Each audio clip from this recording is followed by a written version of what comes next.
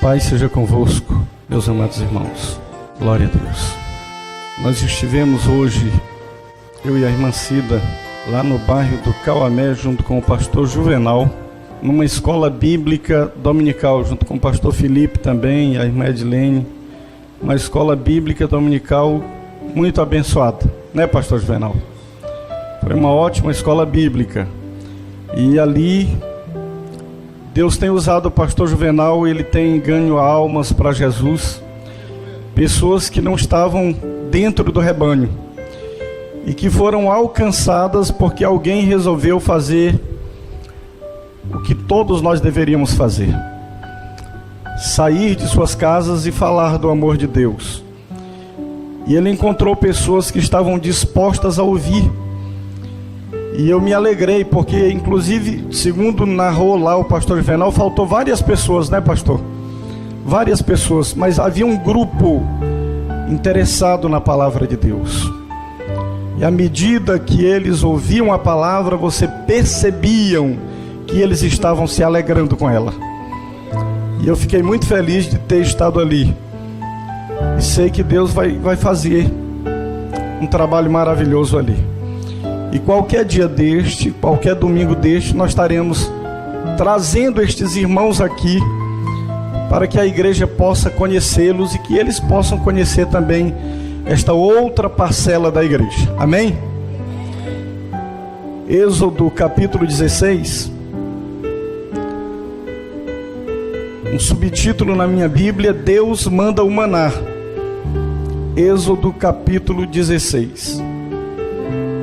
Partiram de Elim, e toda a congregação dos filhos de Israel veio para o deserto de Sim, que está entre Elim e Sinai, aos 15 dias do segundo mês, depois que saíram da terra do Egito. Toda a congregação dos filhos de Israel murmurou contra Moisés e Arão no deserto. Disseram-lhes os filhos de Israel: quem nos dera tivéssemos morrido pela mão do Senhor na terra do Egito, quando estávamos sentados junto às panelas de carne e comíamos pão a fartar, pois nos trouxeste a este deserto para matardes de fome a toda esta multidão. Então disse o Senhor a Moisés: eis que vos farei chover do céu pão, e o povo sairá e colherá diariamente a porção para cada dia, para que eu ponha à prova se anda na minha presença. Ainda no capítulo 16, versículo 31. Deu-lhe a casa de Israel o nome de maná. Era como semente de coentro branco e de sabor como bolos de mel. Disse Moisés: esta é a palavra que o Senhor ordenou: dele encherás um homer e o guardarás para as vossas gerações, para que vejam o pão com que vos sustentei no deserto, quando vos tirei do Egito. Mais uma escritura, Apocalipse capítulo 2 e versículo 17. Carta à igreja em Pérgamo. Quem tem ouvidos, ouça o que o Espírito diz às igrejas. Ao vencedor dar-lhe-ei do maná escondido. E ainda o Evangelho de João, capítulo 6, versículo 48. Eu sou o pão da vida. Vossos pais comeram o maná no deserto e morreram. Este é o pão que desce do céu, para que todo o que dele comer não pereça. Eu sou o pão vivo que desceu do céu. Se alguém dele comer, viverá eternamente. E o pão que eu darei pela vida do mundo é a minha carne. Até o versículo 51. Meus amados irmãos, passados milênios das escrituras que lemos, elas não são uma história de um acontecimento que se perdeu nas névoas do tempo. é tão real, é tão verdadeiro, é tão atual o que nós lemos em Êxodo, como a necessidade que nós temos de ir à feira todos os dias e comprar o alimento com o qual nós podemos nos manter vivos. O povo de Israel estava acostumado a viver em uma economia, em uma dispensação, mas eles tinham alimento. A Bíblia diz que eles estavam vivendo num período da história em que eles eram servos de Faraó, tornaram-se escravos de Faraó, propriedade do rei do Egito. E escravo não tem propriedade, escravos não têm bens, escravo só tem direito ao pão que come. E o povo de Israel estava sendo alimentado por Faraó para trabalhar, construindo a cidade de Ramsés, fazendo palácios, armazéns, celeiros para Faraó. E eles começaram a gemer, começaram a sentir o peso da servidão, começaram a sentir saudade da liberdade, quando eles podiam ir, podiam vir, podiam fazer o que quisesse. E agora eles não podiam mais. E quando eles começaram a clamar, Deus ouviu o clamor do seu povo. Mas Deus teve que deixar Israel sentir o peso da servidão, o peso da opressão. Israel teve que saber o que era escravidão para valorizar a liberdade, porque ninguém quer sair de um lugar a menos que ele se sinta incomodado neste lugar. Mas como Israel não era egípcio, e o Egito não era a terra de Israel, todo moço que nascia no Egito ouvia falar de Canaã, uma terra que Deus prometera a eles. Eles sonhavam com esta terra. Mas como sair do Egito, se eles não tinham armas, se eles não tinham um exército, se eles estavam servindo o maior império do mundo? Deus providenciou a forma pela qual ele tiraria o seu povo do Egito. Deus escolhe um velho de 80 anos de idade, que passara os últimos 40 anos da sua vida cuidando de ovelhas, animal mudo, animal que não tem senso de direção, que não sabe se conduzir sozinho, precisa de um pastor. E Moisés, durante 40 anos, cuidando das ovelhas do seu sogro, perdeu todas as esperanças de um dia ser útil para Deus, e já havia entregado os pontos, quando Deus lhe aparece em uma sarça, em um arbusto seco do deserto, que conquanto ardesse em fogo não virava cinza. E aquilo maravilhou Moisés, e ele, com uma curiosidade natural, ele se aproxima e ouve uma voz que diz: Moisés, não te chegues para cá. É o mesmo que dizer: vem para cá. Aí é que Moisés se aproxima, mas o Senhor diz assim: tira as sandálias dos teus pés, porque o lugar que tu pisa é terra santa. Moisés já não tinha mais a capa de príncipe do Egito, não tinha mais o turbante de príncipe do Egito, já não usava mais os braceletes, mas ele ainda carregava as sandálias de um príncipe do Egito. E nas sandálias de um príncipe do Egito ainda tinha imagem dos deuses egípcios. E Deus diz: tira a única coisa que ainda te identifica com o Egito e te aproxima de mim. E Moisés se despe daquela sandália, e Deus diz: eu ouvi o clamor do meu povo, eu vi o sofrimento deles, e eu desci para tirá-los do Egito. Porque não é Moisés que vai tirar Israel do Egito, é Deus em Moisés.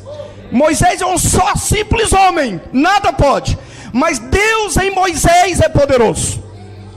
Eu desci e agora tu irás. Aí Moisés diz: Senhor, mas eu sou um homem pesado de língua. Deus diz: quem fez o homem não fez a língua do homem, Moisés. Ele diz: não, envia aquele que tu has de enviar, mas não a mim. E Deus se aborrece com Moisés, mas diz a Moisés: Moisés, o que é que tu tens nas tuas mãos? Ele diz: Senhor, eu tenho uma vara de pastor, uma vara seca. Ele diz: põe esta vara no chão. Moisés põe a vara no chão e a vara se transforma em uma serpente. Moisés fugia da serpente. E todos os encantadores de serpente do mundo pegam uma serpente olhando para a cabeça e hipnotizando. Ele diz: agora pega pelo rabo, porque isso aqui não é mágica. Isso aqui é mistério e é poder de Deus. Moisés pega, a serpente volta a ser uma vara. Ele diz: põe a tua mão no teu seio. Moisés põe a mão, tira, estava leprosa. Põe de novo, ficou como antes. Com estes 2 sinais, tu vai tirar o meu povo do Egito. E Moisés disse: Senhor, mas quando eu chegar no Egito e disser aos filhos de Israel: o Deus de vossos pais me encontrou, eles vão me perguntar qual é o nome dele, o que eu direi? E Deus diz: Moisés, diz aos filhos de Israel: eu sou, me enviou a vós outros, porque só ele é. Mas o meu nome pelo qual eu serei conhecido para sempre é o Deus de Abraão, de Isaque e de Jacó. O Deus que se relaciona com homens falhos, com homens fracos, cujas promessas são incondicionais, não vão falhar. É com a geração deles, eu me comprometo. E Moisés foi. Era ridículo imaginar que um velho montado num jumento com um cajado, e alguém podia perguntar para ele, quando ele foi deixar a esposa e os filhos para o seu sogro: para onde tu vai, Moisés? Eu estou indo libertar Israel. Mas cadê o exército? Ele fora príncipe no Egito. E segundo Flávio Josefo, um general brilhante, havia estratégias em Moisés para a guerra. Ele lutou contra alguns reinos, contra a Etiópia, e ele vencia batalhas porque era um estrategista, mas ele tinha um exército. E agora, Moisés? Eu vou com essa vara aqui livrar Israel. Havia coisa mais sem lógica do que essa. E Moisés vai ao Egito. Ele havia dito que não sabia falar. Deus disse: eu já escolhi Arão, teu irmão, ele é eloquente, e tu serás Deus para ele, e ele será teu profeta. E quando Moisés, antes de chegar ao Egito, encontra seu irmão, porque Deus o mandara ao encontro de Moisés, e ele agora vai à corte de Faraó e fala com o rei Deus, porque Faraó era um Deus no Egito. E ele diz: olha, Faraó, o Deus dos hebreus me manda te dizer: deixa aí o meu povo para que me sirva caminho de 3 dias. Faraó diz: não conheço o Senhor, nem tampouco deixarei ir a Israel. E chama os capatazes e diz: Israel está pensando em liberdade, porque está trabalhando pouco. Aumenta o serviço deles, que eles vão parar de pensar nisso. E atormentaram os filhos de Israel, de maneira que eles chegam para Moisés e Arão e dizem: olha, desde que vocês trouxeram esta mensagem de liberdade, a nossa vida se tornou insuportável no Egito, e nós nos tornamos odiosos aos olhos de Faraó. Não nos falem mais de liberdade, não queremos mais saber disso. E Moisés clama: Senhor, por que tu me enviou para atormentar este povo? Eles já estavam sofrendo, agora estão sofrendo muito mais. A minha mensagem não trouxe nenhum alívio. E Deus diz: Moisés, eu estou endurecendo o coração de Faraó, porque eu quero me tornar glorioso no Egito, eu quero me glorificar na terra do Egito, mas depois Faraó terá que deixar Israel sair. E Deus manda 10 pragas sobre o reino do Egito. E os irmãos conhecem esta história.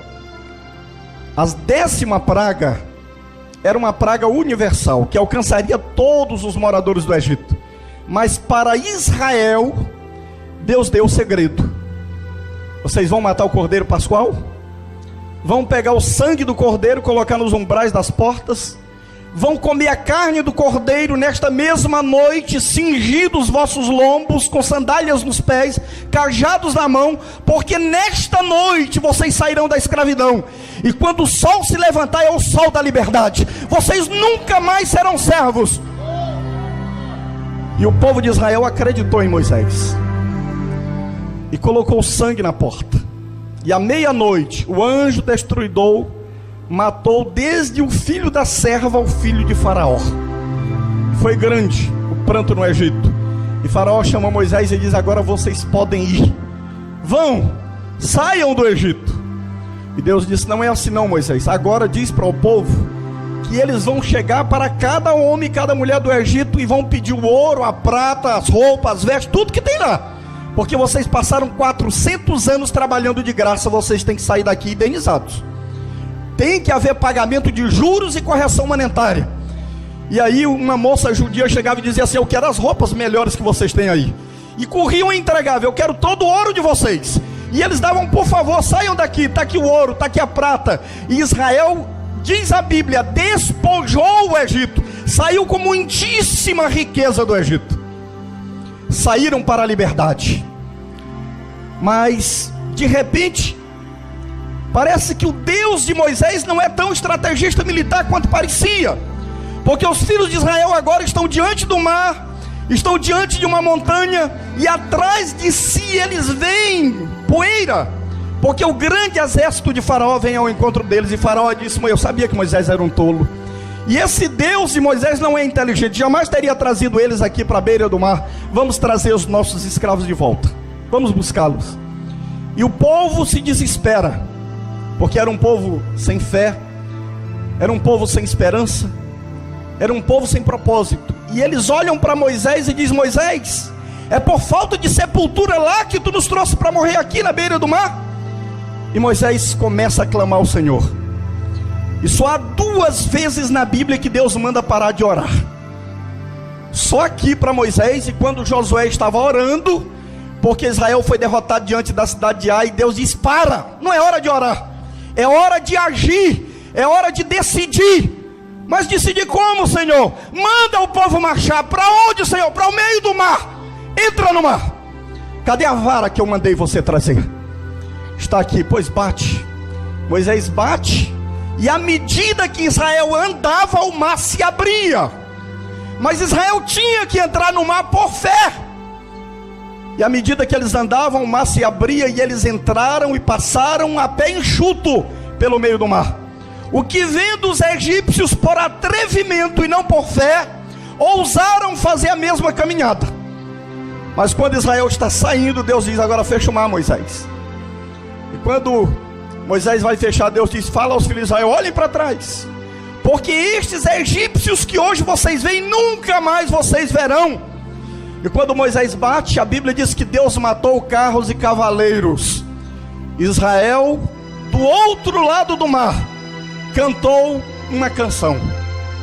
De repente, uma velha de 90 anos de idade toma um tamborim na mão, e como uma garota de 15 anos, ela dá música, a letra de uma canção que Moisés fizera. E repetindo a letra, ela dança, ela canta, ela pula, ela jubila, e ela comove uma nação inteira que sai cantando atrás dela: o Senhor é Deus, o Senhor é poderoso, o Senhor derrotou nossos inimigos. Israel se jubila diante do Senhor. É quase impossível não louvar a Deus depois de uma vitória deste tamanho.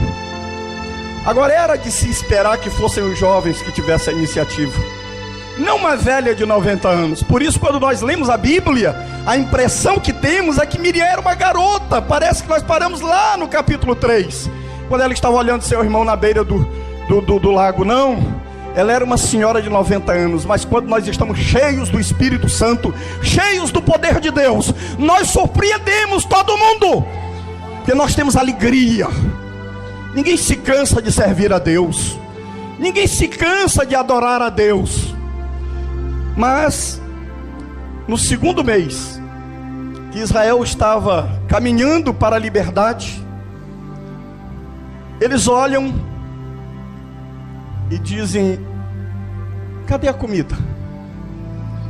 Porque Deus às vezes leva o seu povo a um ponto em que eles não mais podem depender de suas forças, eles não mais dependem de suas estratégias, dos seus recursos, para confiarem no Senhor. Agora Israel olha: não tem comida, não, acabou a reserva, tudo que trouxeram do Egito se esgotou. Não há padaria no deserto, não há açougue no deserto, não há supermercado no deserto não se pode plantar. E eles dizem: Moisés, toda a congregação, observe que a Bíblia não diz que a maioria do povo, alguns do povo, mas das crianças aos anciãos, homens e mulheres, todos murmuraram contra Moisés e Arão. Logicamente eles estavam murmurando contra Deus, estavam dizendo que o projeto tinha fracassado, a estratégia foi errada. Conseguiram tirar o povo do Egito, mas iam matá-los de fome no deserto. Foi por falta de sepultura lá? Oxalá tivéssemos nós morrido da parte do Senhor, quando nós estávamos sentados comendo carne e comendo pão lá no Egito. Esqueceram que eram escravos. E agora estavam lamentando por terem sido libertados. E aí Deus ouve a murmuração e diz: Moisés, hoje, não amanhã, não daqui a um mês, hoje eu farei chover pão do céu, e eu vou alimentar Israel com pão do céu. Eu vou dar comida para eles, para mim saber se eles andam nos meus caminhos. Meus amados irmãos, agora Israel vai receber um alimento que eles não conheciam. Esse alimento não existia no Egito. Os egípcios não podiam conhecer esse alimento. Ele vinha direto do céu. Naquele alimento havia todas as proteínas, todas as vitaminas, todos os sais minerais que Israel precisava para viver e sobreviver durante 40 anos no deserto. Ao comer aquele alimento, ninguém adoeceria. Ah, Moisés, passamos ali perto de um oásis e lá tinha muita carapanã e nós pegamos dengue. Não tinha dengue, eles estavam protegidos. Ao comer o maná, o organismo deles havia gerado anticorpos e eles não adoeceriam. Imagine agora, uma parte de Israel com diarreia, uma parte de Israel com febre, uma parte de Israel de cama. Moisés, tem que atrasar um mês a viagem, não dá para andar, tem gente doente. Não, Deus disse: eu vou dar o alimento para que eles possam caminhar. Eu vou dar o alimento e eles não vão adoecer. Não somente eles vão ter saúde, como eles terão resistência. Nós estamos vivendo numa época em que as pessoas querem ter força. Você vê um monte de playboy, de rapazinhos, de moça que vai para a academia para ficar musculoso, para ficar sarado, com um corpo bonito, mas não tem nenhuma resistência. Você vê um homem velho e você pensa que ele é fraco, mas ele é capaz de resistir à enfermidade, é capaz de resistir à fome, é capaz de resistir à tribulação. E você olha para ele, ele ainda está duro de pé. E um playboy desse aí, com uma semana, está morrendo, pedindo a morte, desesperado. Nós não precisamos só de força, nós precisamos de resistência. E a Bíblia diz: resistir o diabo e ele fugirá de vós. Porque a igreja precisa de resistência, e essa resistência, ela vinha com o maná. Quem comia o maná, podia resistir. Agora, este povo que comia o maná, era um povo ingrato. Eles não sabiam o que estava comendo. Chegaram e olharam, e a Bíblia descreve que o maná era como semente de coentro, era branco, era doce, era agradável ao paladar. E o nome que eles deram foi maná, que significa: o que é isso? Eles deveriam ter dado o nome de pão, porque Deus disse que era pão. Aí eles disseram: o que é isso? E aí o Senhor diz: olha, vocês vão ter uma porção diária desse maná. Vocês vão pegar um homer para comer, por cada pessoa. Uma porção diária. Não peguem mais e nem peguem menos. Mas, na sexta-feira, ou no sexto dia, vocês podem pegar 2 vezes para cada um, porque no sábado não vai haver. Sábado é dia de repouso, vocês não vão pegar. Mas alguns dentre os filhos de Israel raciocinou: que negócio é esse? Todo dia ir pegar maná? Eu vou pegar para hoje e para amanhã. E colocaram lá, e alguém disse para Moisés: Moisés, olha, o povo resolveu pegar mais. No dia seguinte o maná estava cheio de bicho e estava fedendo. Porque a ordem era o pão de cada dia. Todo dia eles deveriam ir lá e pegar o maná. Ninguém pegava o maná de pé. Para pegar o maná você tinha que se ajoelhar. Tinha que ficar de joelho. O maná vinha do céu. Ele caía na terra. Mas quando o sol se levantava, ele se derretia. Então você tinha que se antecipar ao sol para colher o maná. Maná tinha que ser a atividade primária, principal da vida de cada homem em Israel. Antes de qualquer coisa, eles tinham que colher o maná. Se chegassem lá 8 horas da manhã, não tinha mais nada para pegar. Tinha virado água, tinha derretido na areia. Tinha que levantar cedo para colher o maná. O maná era para ser cozido, E eles começaram a alterar a dieta do maná. Mas um dia, eles disseram: faz tanto tempo que nós estamos comendo esse maná, a nossa alma está enfastiada e nada temos para comer a não ser este vil maná. Deus disse que era pão do céu, e eles estão dizendo é pão vil. O que significa vil? Uma coisa sem valor, uma coisa que não presta para nada, uma coisa insignificante. Irmãos, para contextualizar esta mensagem, muitas pessoas não suportam mais o evangelho genuíno, puro, simples. Não, ele tem que estar condimentado, ele tem que estar misturado. Então nós temos que pegar um pouquinho de filosofia, um pouquinho de sociologia, um pouquinho de autoajuda, um pouquinho de pensamento positivo, um pouquinho de teologias humanas, um pouquinho de coisas que atraem as pessoas, porque senão não dá para ficar na igreja. Essa palavra é seca, é dura, não alegra, não traz despertamento. Então nós estamos igual o povo lá, com o paladar viciado do Egito. Mas havia um grupo de pessoas que diziam: olha, não fala isso, não toca nisso, deixa como está.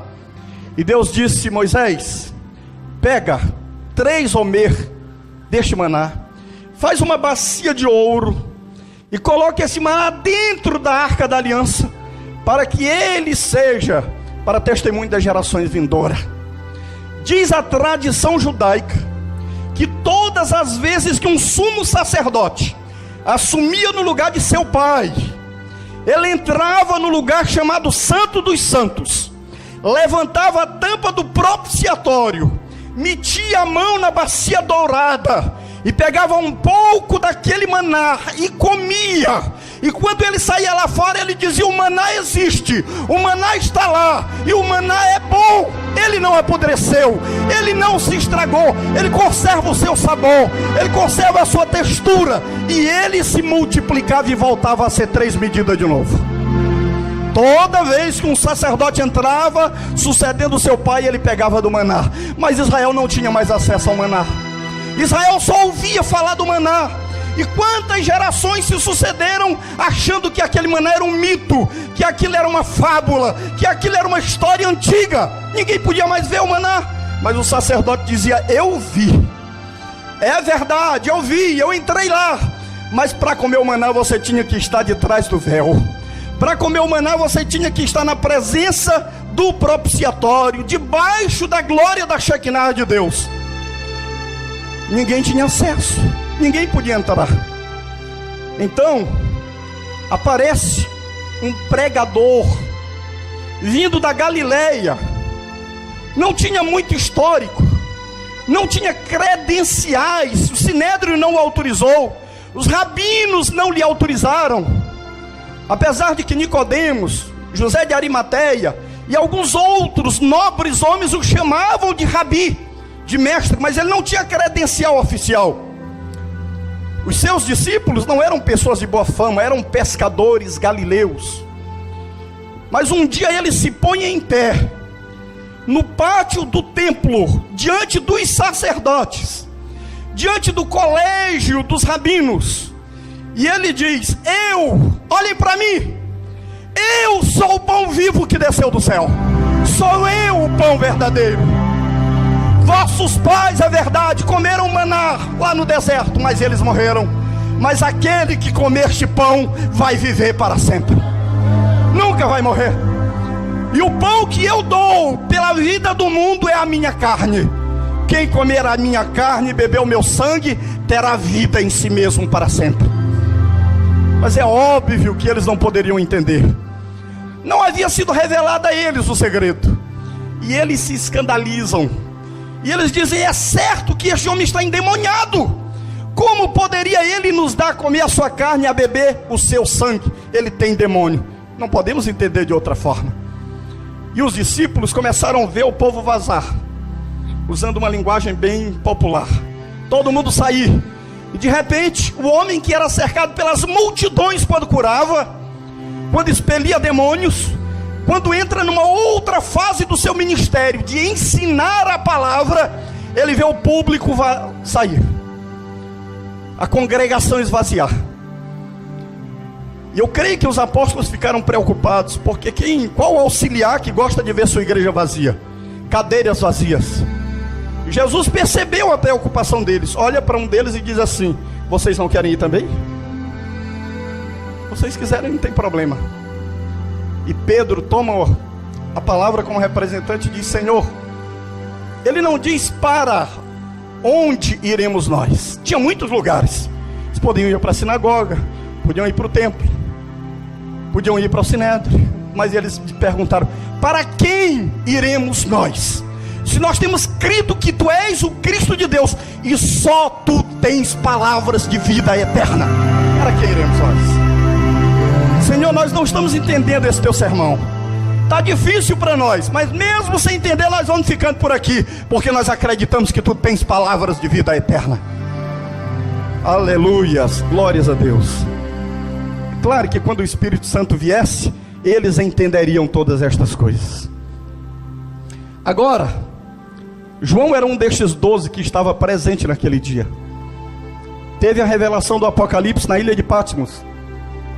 E quando ele está escrevendo, o Espírito Santo diz: escreve ao anjo da igreja que está em Pérgamo. Pérgamo, nos dias de João, era onde estava o trono de Satanás. A igreja que estava em Pérgamo era uma igreja que estava sofrendo. Um dos homens de Pérgamo, chamado Antipas, foi morto, queimado num boi de bronze, porque não quis negar o nome do Senhor. E o Senhor diz: é minha fiel testemunha. Morreu lá, não negou o meu nome. Aí está o trono de Satanás. Mas aquele que vencer, eu darei a comer do maná escondido. Ele vai chegar um dia num lugar que a Bíblia chama de bodas do Cordeiro, onde o maná não estará mais escondido em uma arca, uma bacia dourada. Ele estará exposto para que você coma, porque ele esteve escondido. Mas agora nós temos acesso a esse maná, porque quando Jesus estava lá na cruz do Calvário, e um soldado romano, para averiguar, confirmar se realmente ele havia morrido, com a sua lança toca no lado de Jesus e rasga o seu lado. Ele estava rasgando o véu do verdadeiro santuário. Por trás das peles de texugo, por trás das cortinas, estava o trono de misericórdia. E quando ele rasgou ali, para que os sacerdotes soubessem quem era Jesus, havia uma cortina no templo, chamado véu do Santíssimo Lugar, de 12 centímetros de espessura, traçado. 4 juntas de bois, puxando uma contrária à outra, não conseguiam rasgar aquele véu, mas ele foi rasgado de cima a baixo. E os sacerdotes que estavam no lugar santo olharam para dentro do lugar santíssimo, e lá não havia nada. Lá não tinha arca da aliança mais, lá não tinha propiciatório, tinha uma pedra. Só a única coisa que tinha era uma pedra. Mas aqueles que estavam ao pé do Monte Calvário, eles estavam vendo, na verdade, o lugar santíssimo. Eles estavam vendo que dentro daquele véu estava o trono de misericórdia. Ali estava o propiciatório, e foi de lá que saiu água, de lá que saiu sangue, de lá que saiu o Espírito, para gerar uma noiva, para gerar a igreja, para dar salvação àqueles que quisessem comer do maná escondido.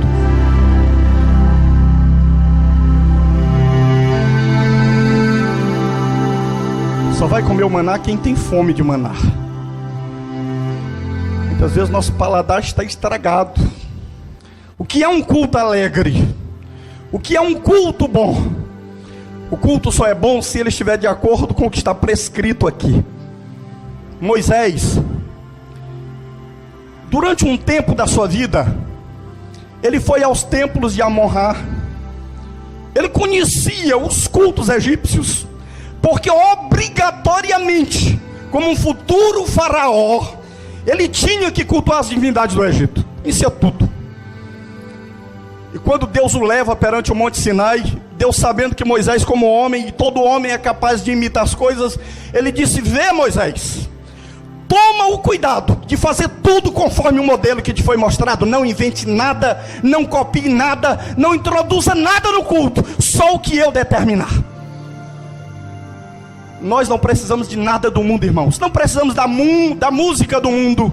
Não precisamos das filosofias do mundo. Não. Os melhores palestrantes de hoje, os palestrantes de alta ajuda que estão aí, eles chegam em qualquer púlpito evangélico e fazem a igreja chorar, pular, sair cheio de autoconfiança. Eu agora vou comprar um carro, vou comprar uma casa, vou virar empresário, vou ser o maior. Eles fazem isto. Isto não é evangelho. Isso não é evangelho. Não, não é. O Deus que nós servimos, Ele pode fazer qualquer coisa que Ele queira. Ele pode me dar qualquer coisa que Ele queira.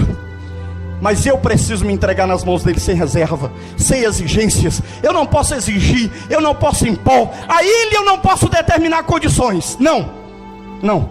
Agora Deus tem um projeto pessoal para cada um de nós. Deus tem um plano e um propósito para a vida individual de cada um de nós. E a Bíblia diz: entrega os teus caminhos ao Senhor, confia nele, e o mais tudo Ele fará. Agrada-te do Senhor, e Ele concederá o que deseja o teu coração. É Ele ser o Senhor da nossa vida. Esquece tudo que você aprendeu lá nas universidades de Faraó. Esqueça e venha para os pés de Cristo. Lembre-se de Daniel. Daniel, conquanto tivesse que 3 anos e meio estudar tudo que Babilônia ensinava, Daniel propôs no seu coração firmemente não se contaminar. Não vou me contaminar com Babilônia, nem com comida, nem com bebida, nem com nada que tem em Babilônia. No dia do teste, ele foi considerado 10 vezes mais sábio do que todo mundo. Nós servimos o mesmo Deus, irmãos. Deus não mudou. O braço do Senhor não se enfraqueceu. Ele não está longe, numa estrela distante, não. Ele está próximo do contrito, do abatido, daquele que o busca. A Bíblia diz: buscai o Senhor de todo o vosso coração, e o achareis. Quando nós buscarmos a Deus sem reserva, nós vamos encontrá-lo. Agora é preciso saber que não pode ficar entre você e Deus sua mulher, seu marido, seu filho, sua filha, sua casa, seu emprego, suas amizades, seus estudos, seu negócio. Nada pode ficar entre você e Deus, nada. Ou Deus é primeiro lugar na sua vida, ou Ele não é nada na sua vida, porque Ele não aceita o segundo lugar. Ele não aceita o segundo plano. Agora, se você tomar a decisão de Maria, você vai ouvir Ele dizer: você escolheu a melhor parte, a qual não lhe será tirada. Não há coisa melhor do que andar na presença do Senhor. Queiramos nós que o nosso nome esteja escrito no livro da vida, porque a próxima carta, a próxima igreja, o Senhor diz: aquele que vencer, de maneira nenhuma riscarei o seu nome do livro da vida. Não vai sair de lá nunca mais. Tem coisa melhor do que isso? O que é que nós temos buscado? Não é errado você querer se formar. Não é errado você querer se casar. Não é errado você querer ter uma casa para abrigar seu lar. Não é errado você desejar comprar um carro. Não é errado você querer ganhar dinheiro. Não é errado comprar, não é errado vender, não é errado casar e dar-se em casamento. Mas isto não pode ser o fim. Não pode ser o fim em si mesmo. Pode ser tudo isso consequência. Mas Deus tem que estar em primeiro lugar em nossa vida. Como Josafá colocou Deus em primeiro lugar, a Bíblia diz: Deus o prosperou e colocou o temor das nações diante de Josafá. Por quê? Porque ele era inteligente? Porque era forte? Não, porque ele temeu ao Senhor. E a Bíblia diz que o temor do Senhor é o princípio da sabedoria. Quer ser sábio? Tema ao Senhor. Onde estava a grandeza de José? Quando a mulher de Potifar o tentou, não tinha ali ninguém para vigiá-lo. Seu pai pensava que ele estava morto. Seus irmãos sabiam que ele havia sido vendido, mas ignoravam seu destino. O marido da mulher não estava lá.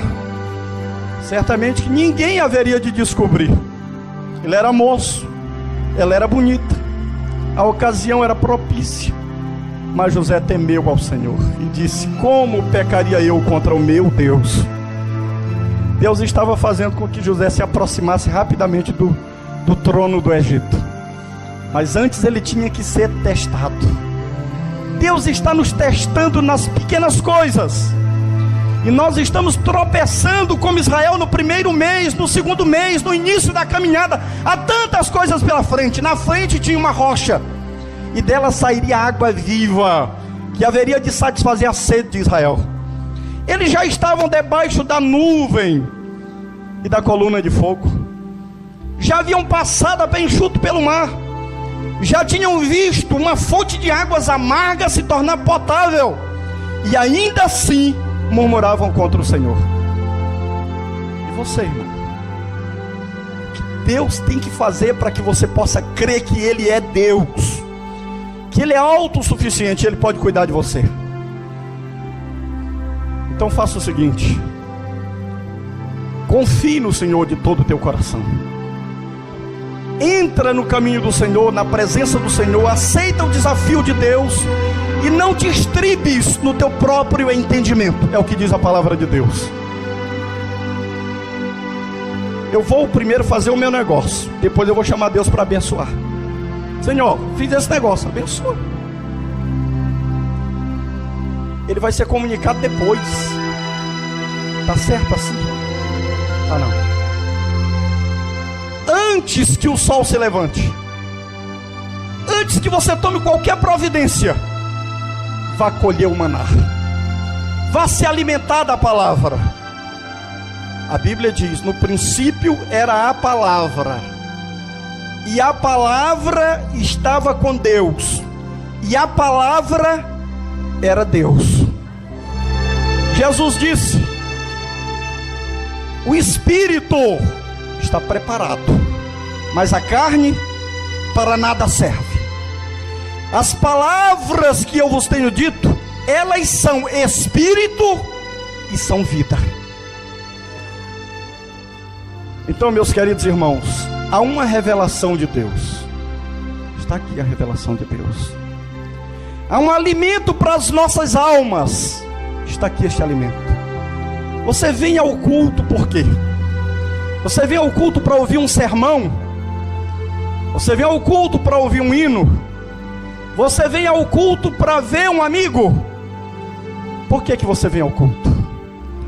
Se você vem ao culto para ouvir Deus falar, e Deus fala por meio dos pequeninos, então você veio para o culto. Agora, se a motivação não foi essa, você perdeu o seu tempo. Porque ver amigo você pode ver em qualquer outro lugar, ouvir hino você pode ouvir em qualquer outro lugar, e sermão você pode ouvir em qualquer outro lugar, mas Deus falar só na igreja. Deus só fala com o seu povo, no meio do seu povo, e quando Deus fala é para o seu povo. Sabe por quê? Porque há um grupo de pessoas que não pode ouvir Deus. É por isso que por 7 vezes em Apocalipse 2 está escrito: quem tem ouvidos para ouvir, ouça o que o Espírito diz. Porque há pessoas que conquanto escute não podem ouvir. Mas Jesus diz: bem-aventurados os vossos olhos porque veem, e os vossos ouvidos porque ouvem. Nós somos bem-aventurados porque nós temos ouvido a voz de Deus. Então, meus amados irmãos, o que nos espera no amanhã? Todos nós temos uma expectativa acerca do nosso futuro, que nos aguarda. Israel tinha também. Como será a terra? Eles desejavam conhecer a geografia da terra. Como será a terra? E até Moisés um dia chama 2 dos irmãos de sua esposa, Obabe e outro lá, e diz: olha, por favor, vocês conhecem tanto essa terra, o deserto, sirvam de guia para nós, que quando nós entrar na terra que Deus nos deu, nós vamos dar um bom lugar para vocês. Eles disseram: não, nós vamos ficar por aqui mesmo em Midian, não dá para nós. Deus: tudo bem, Moisés, eu não já te disse que tem uma nuvem aí que vai guiar vocês? A nuvem sabe o caminho. Eu não coloquei 2 trombetas de prata aí para ti? Quando a nuvem se mexer, toca as trombetas e o povo anda. A nuvem representa o Espírito Santo. Nunca vai sair de cima de você. As duas trombetas de prata é o Velho e o Novo Testamento. E eu e você somos aqueles que sopram a trombeta. E quando Deus fala, nós temos que andar. E hoje é dia de marchar. Não posso ficar parado, você não pode ficar parado. Deus tem um plano, Deus tem um projeto. Há uma terra nos aguardando. Há uma cidade nos esperando. Há um banquete aguardando que cheguem os últimos para que comecem a festa. E você já foi convidado, selecionado. Seu lugar já está lá reservado. Seu nome está escrito lá. Esqueça o Egito. Deus não te chamou para morrer no deserto. Você precisa chegar em Canaã. Nós vamos chegar em Canaã. Amém? Que Deus em Cristo nos guarde e nos abençoe no seu amor para sempre. Que Deus te dê uma semana abençoada. Que Deus fortaleça a tua fé. Que você possa se alimentar deste maná do céu.